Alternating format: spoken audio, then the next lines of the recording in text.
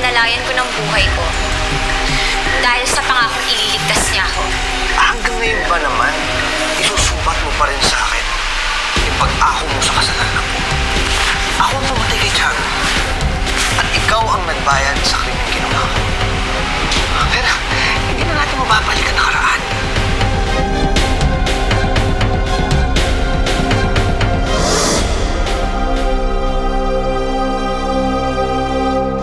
Ang lakas naman ng loob mong awayin ako.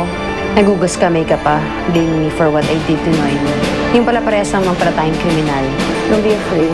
You have my secret, I have your secret. Let's protect each other. Mabuti naman, Salit, nagbago isip mo.